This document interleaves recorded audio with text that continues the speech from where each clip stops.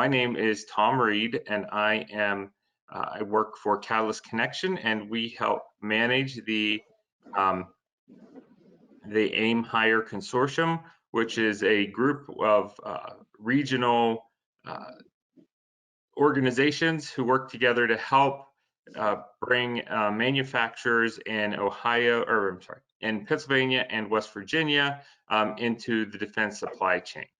So today we're going to talk to you. We have one of our AIM2Learn events, and we're going to hear in just a minute from Craig Tamita, and he's going to be talking on robotic adhesive and sealant dispensing. He is from Robot 27. But just before I turn this over to Craig, I'm going to talk just a little bit in case you are just hearing about the AIM Hire Consortium for the first time, or if maybe you know a little bit but would just benefit from hearing a little more. I'm going to go through this real quickly. So you can see here what is the AIM Hire Consortium. So this is a program that we received some funding from the Department of Defense, OLDCC. And again, it's to help expand the Department of Defense supply chains in southwestern Pennsylvania and the state of West Virginia. So if you look over to the left, that yellow area of Pennsylvania, and then you see the entire state of West Virginia is highlighted. So if you are a manufacturer or you work with a manufacturer in any of that shaded region, we do have special opportunities. We have mini grant funding. We have other ways, technical assistance that we can provide to manufacturers, even if you are not a manufacturer in one of those regions, or you're not a manufacturer at all, but are interested in some way being a support of these infrastructures. We do have many resources available for you. So this is shows you, as far as connections go, these are the organizations that are part of the AIM Hire Consortium.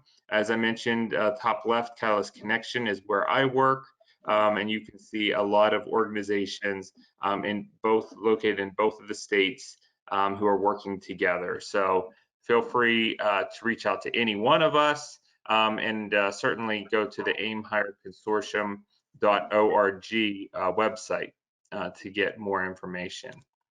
In addition to the website itself, we also have a supplier capabilities database that you can access from the website, and you kind of see a little screenshot of it here. You can actually sort down by different capabilities, different certifications, locations, types of businesses, to find businesses that you would like to work with or like to learn more about, and you can see them posted on a map. So this can be helpful not only for those who want to hire or contract with manufacturers, but those who might have some other business opportunities they'd like to discuss. So that's all on the website. It's free of charge for people to access. The information is pretty much publicly available, but it's just sorted in a way that we think will be helpful for our consortium area. You can see we're basically just kicking off year 3 of this 3-year funded program, and we hope to continue beyond that.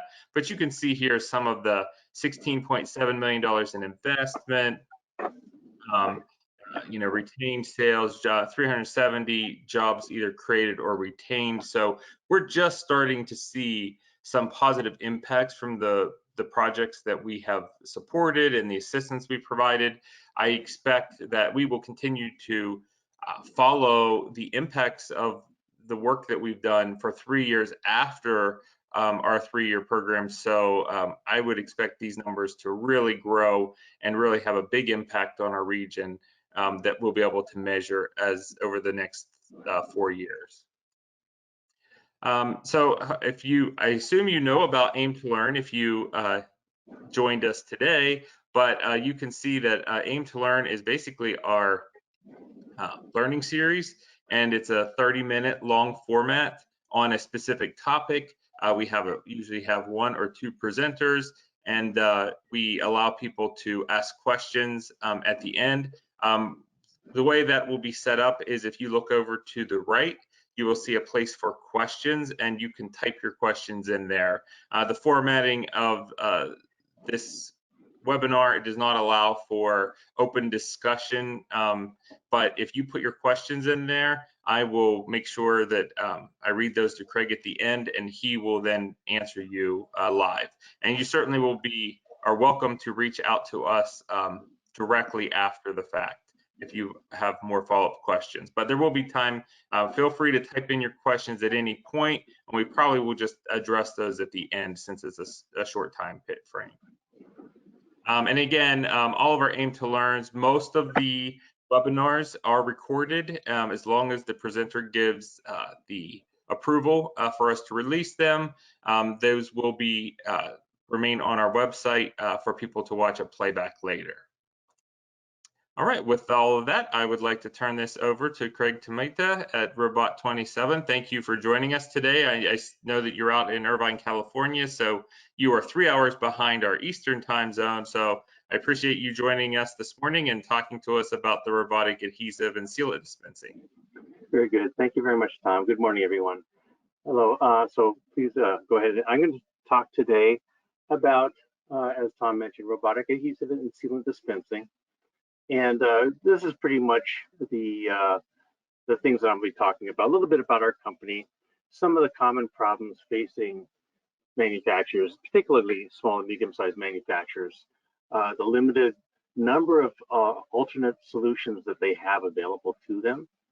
I'll talk a little bit about the collaborative robots, which is really an enabler for small and medium-sized manufacturing, working with MEPs, quantifying the financial impact of implementing a robotic dispensing system, so a little bit about common industries and applications, a little bit about the awareness of SMMs to robotics solutions, a little bit on Robot27, and actually a little bit about how to pay for automation.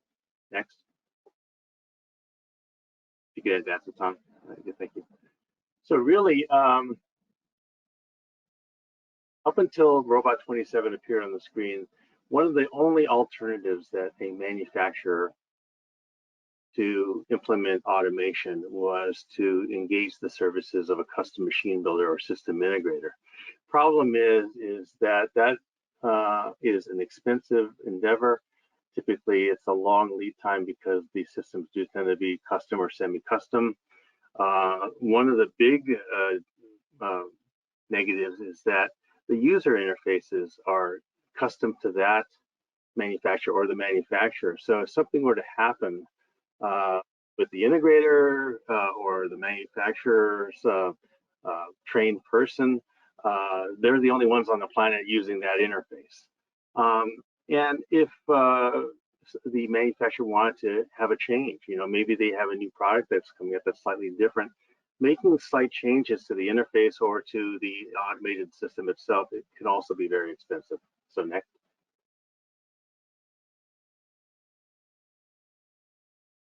So collaborative robots is a subset of industrial robots. They appeared on the scene about 10 or 12 years ago. I had the honor of actually being the Western Regional Manager for Universal Robots, which is the light blue robot that you see towards the middle of the screen. What makes cobots a game changer is really the fact that they're lower cost. They're not. It doesn't require the person to be a computer programmer. You actually move the robot where you want it to go, and you hit enter, and that's how you program it. They're safe, and that's a big one. Because they're low voltage, if they hit the person or impact the person, they stop immediately. And because they're safe, there's no guarding involved. Typically, small and medium-sized manufacturers don't have the space available to put a cage around the robot. So when you're dealing with a cobot, no cage is necessary. Because no cage is necessary and because it's low voltage, they can also be and are frequently mounted on mobile carts. So as the needs change, the robot can be repositioned, retasked throughout the manufacturing facility, often by simply changing out the end effector to perform different tasks. And there's a trend in the industry right now also that a lot of these end effector manufacturers, be it a gripper or a dispense head or welding head or whatever that thing that you put on the end of the arm is, they're becoming ready-made interfaces, so they're plug and play. And depicted here are some of the majors that are involved in offering a collaborative robot offering. Next, please. So I was also working with CMTC as a client advisor. They are the MEP, or the Manufacturing Extension Partnership for the state of California. And what became very clear to me, and I think it's the case throughout the United States, is that small and medium-sized manufacturers, SMMs, are really largely unaware of, that the technology exists. I mean, really feasible, usable technology that actually they can really implement at their level now. And some of the common manufacturing tasks that we automate are adhesive and sealant dispensing, drilling, automatic screw driving, deburring, pick and place, of course, welding, sanding, polishing.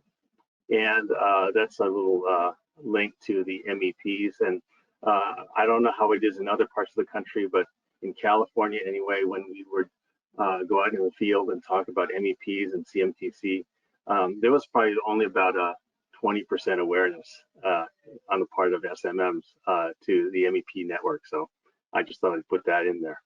Next.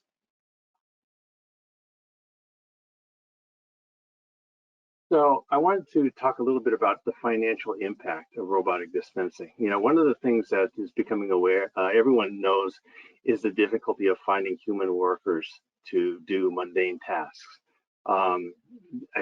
Dispensing adhesives and sealants is not a fun job. It's a rote job. It's repetitive. It's not mentally stimulating. And so a common problem is that manufacturers are having a hard time finding, retaining workers to do this job.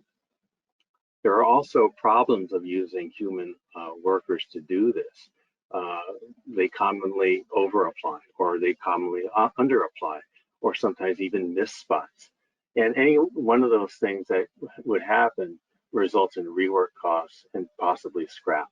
So I wanted to try and quantify some of the benefits of robotic dispensing. So if we just make a few assumptions here on an hourly wage, really to have a worker do this, it's around $50,000 a year. Next, please.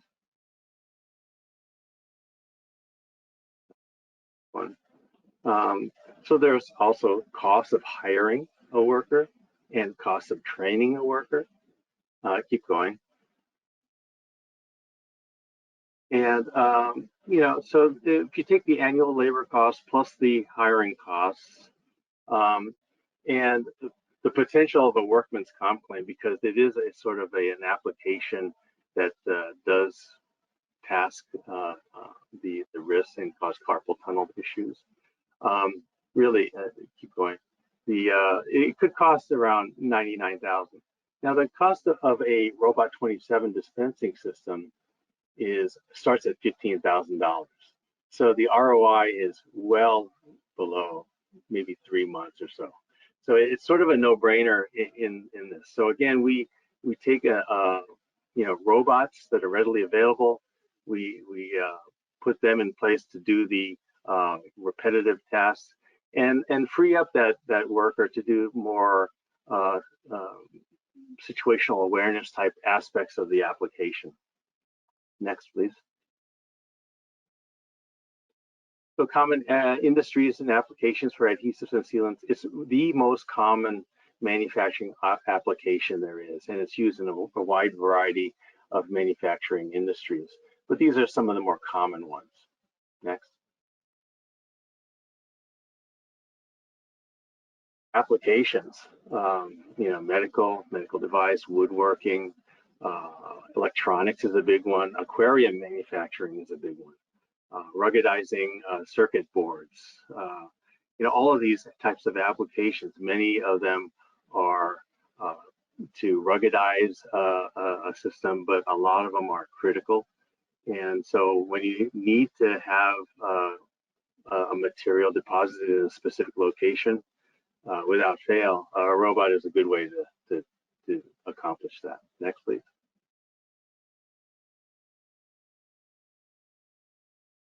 So the applications can be broken down. This is more of a general type slide, but into transformative and non-transformative. That means, does the robot do something to the part, transform it in some way, or does it not? So picking and placing of a part is non-transformative. It's just moving it from one place to another. But transformative is you're changing it in some way. You're drilling a hole, you're adding glue, you're welding something to it. And so those are the differences. And the current focus on automation distributors is really on non-transformative applications, the easier ones, pick and place. Automation distributors don't really know anything about adhesives and sealants, so they're really not comfortable talking about that application. They do get involved with it when it comes up and as a need on the part of the manufacturer, but it's not something that they talk about as a matter of course. And then when you look on the other side, the distributors that distribute the actual material, the adhesives and the sealants, they know about that material, but they don't know about the robots. And the only kind of robot that they're aware of are the old, what we call XYZ type coordinates, Cartesian coordinate, tabletop type robots that have really been around for 30 plus years. I know because I was just starting my robotics career when they started coming out. So really, small and medium-sized manufacturers are only thinking of automation solutions in terms of custom automations. They just don't know that these things exist because, again, the automation distributors don't talk about them because adhesive and sealant dispensing is transformative. And when they get called on by the adhesive and sealant distributors, they don't talk about robotics either. So it's a problem that continues to this day. So consequently, SMMs continue to just throw labor on it. I'll just keep hiring people and keep on doing what I'm doing now. That's really what's going on. Next, please.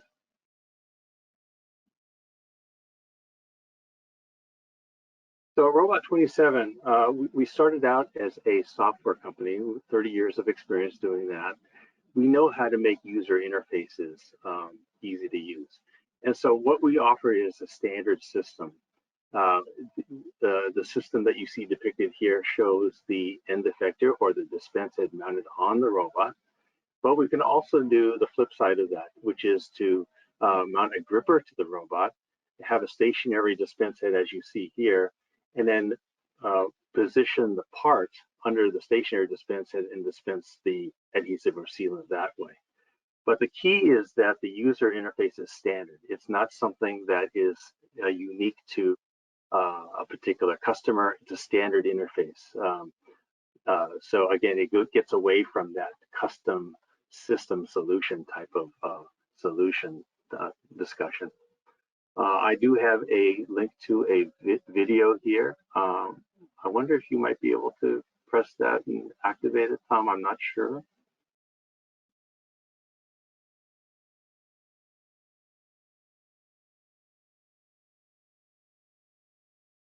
Are you seeing that, Craig? I'll hit play if so.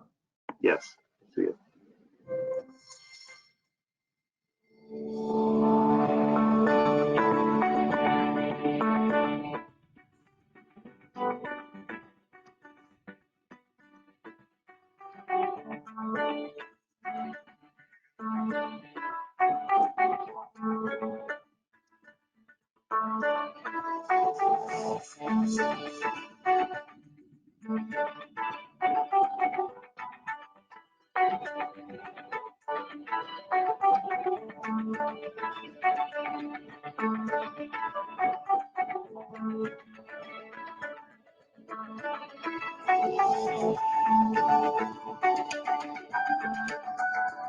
That's it. You can turn it off now, Tom. Thank you.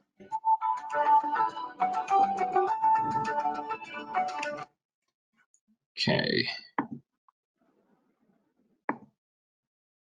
Are you back at the slide? Yes, next slide, please. Yes. Okay, great.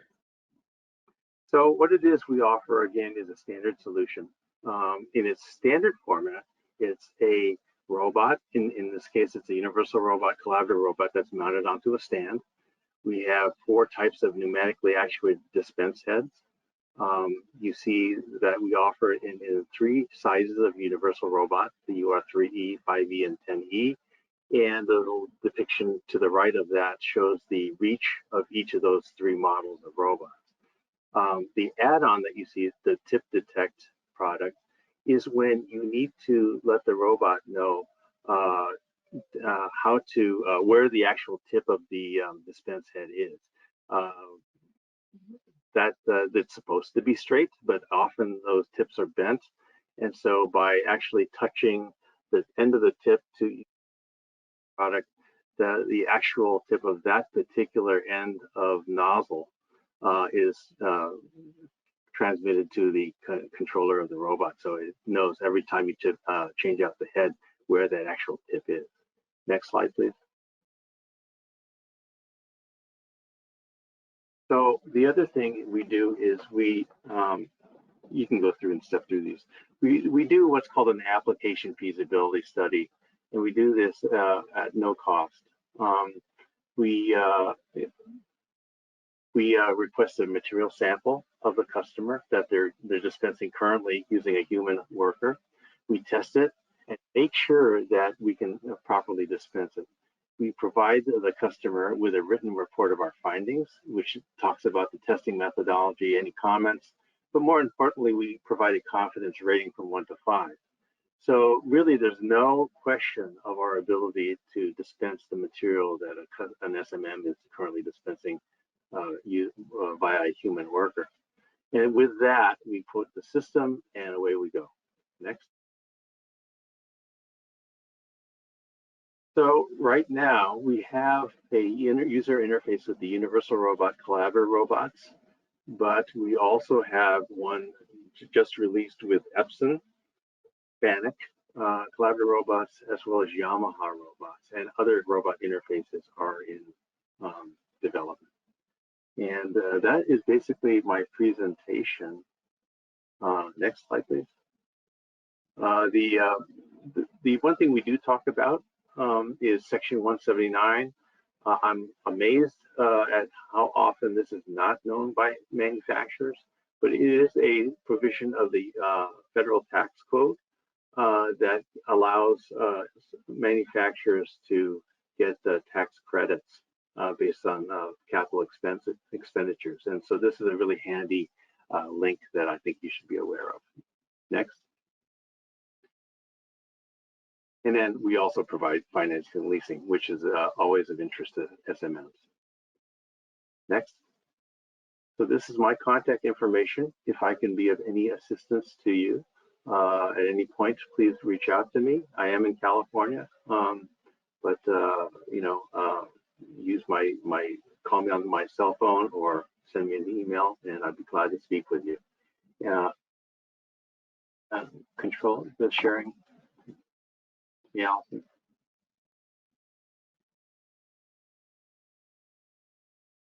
Yes, I'm going to do that now.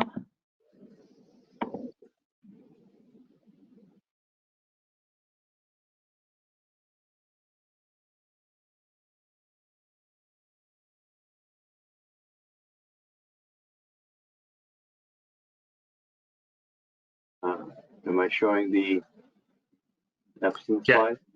Okay. Yeah, I can see your screen now. Okay. So as I mentioned, we are developing other interfaces with other robot companies, and this is new as of yesterday. So as you can see, the complete system, or a 4-axis SCARA robot system using the Epson platform, starts at around $15,000. So it's very affordable. And I just wanted to end with that new piece of news. You can stop sharing now.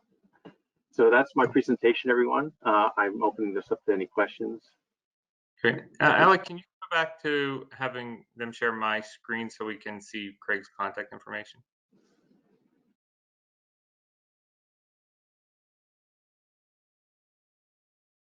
Great. Okay, yeah, so again, as I mentioned before, if anyone has any questions, you can type them into the question section. I had a couple others that were submitted that I'm going to share, Craig, and we can hear your thoughts. So the one question says, are your systems typically still tended by an operator where where the operator places the workpiece and removes it when dispensing is completed? Very good question. Now, so the depiction that I showed, our standard system is with the dispense head mounted to the robot and applying adhesive or sealant to a stationary part. So you're right. In that configuration, an operator, I guess, has to be there at some point. I mean, you can maybe have a pallet of, say, a dozen parts and then apply those parts. But at some point, a person is going to have to remove those finished parts and add a pallet of parts that need to have adhesive or sealant dispensed onto them. Now, the other way to do that, which is really the more, I guess, the other way that really takes the worker out of the picture, have a gripper on the robot to simply present the part under a stationary dispense head, dispense that material, and then place that finished part on an outgoing conveyor. If that is the desired configuration, then the answer is no, it's not as necessary to have a person oversee that system. It can be the thing that would have to be tended to would be the supply of the adhesive or sealant material itself. But other than that, that type of situation would be more fully automated. Okay. Yeah, no, when you mentioned that in the presentation, I thought that was interesting.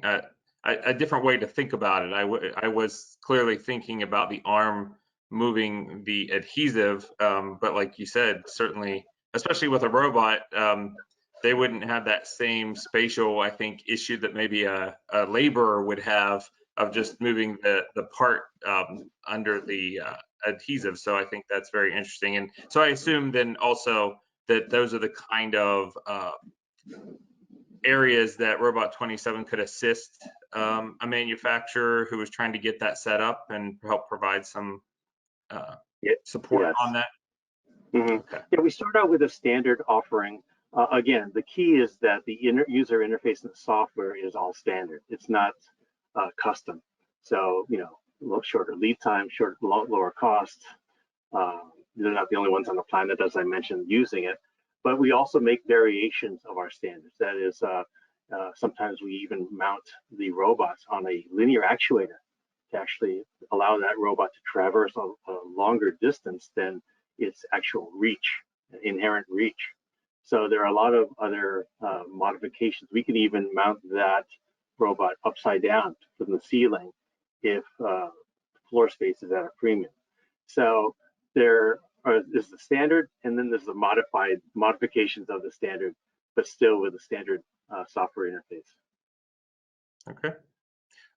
This is actually a question that I have that I think I know the answer, but I think you can expand better than I. But as I've gotten more familiar with using automation and robotics, it seemed like the danger used to be if you had workers too close to the robotics, that there could be danger of, one of these robotic arms could slide out and harm somebody who was in the area. So there's always there was a lot of keeping the area very basically keeping the labor and the robotic movements separate. But now it seems like with these cobots and these collaborative robots, there seems to be a lot more safety in place and a lot of consideration to keep the laborers from getting harmed during the automated processes.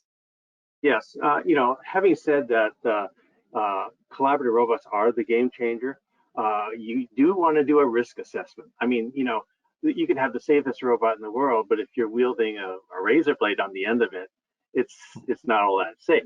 So there has to be a risk assessment that's conducted. But what makes a collaborative robot safer is that it has force sensing. Each of the 6 axes on a collaborative robot can sense resistance. So it can be programmed to apply that same resistance. So if you needed to push in something with 1 pound of force, you could easily do that. And if a worker impacted it, it exceeded that 1 pound of force, it would stop instantaneously.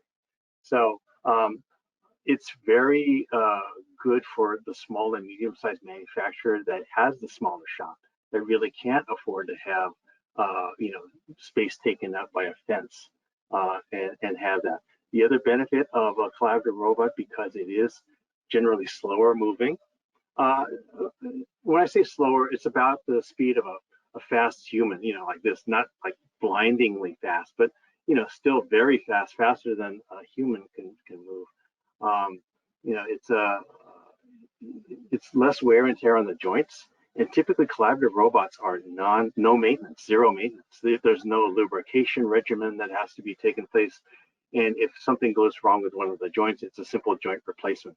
So that is another thing going for, that's very attractive to small and medium-sized manufacturers that maybe don't have standard maintenance schedules or maintenance personnel to do that. But so if a joint goes out, they call their distributor, they get a new joint, and they're back up and running really in a couple hours. Yeah, that's great. Okay, the last question I have, unless anyone sends anything else in, this is from a person who had to leave the call, so they'll have to watch the playback to see your answer. But their question was, if a company wants to use this system and transition to bulk materials instead of small cartridges or containers, can you help them do that? We can. We have partners that can provide us with the meter mixing. So we've dispensed out of a 55-gallon drum, for example. So we understand that that is something that would really make a system automated. If you pick up a part, present it to a stationary dispense head, you could probably do that all day long and maybe all week long, depending on how much you're dispensing. So yes, we can. Okay, fantastic. All right, well, thank you again, Craig. This was some good information, and even somebody who's not very technical like myself, I think, can see the value and certainly the importance of having a partner like Robot 27 to help a small manufacturer, move into this area or to maybe do something a little different with some automation that they haven't tried before. And I just to remind folks, I did mention that we have technical assistance and mini grant awards that can be given if you are a manufacturer within those counties that I highlighted earlier.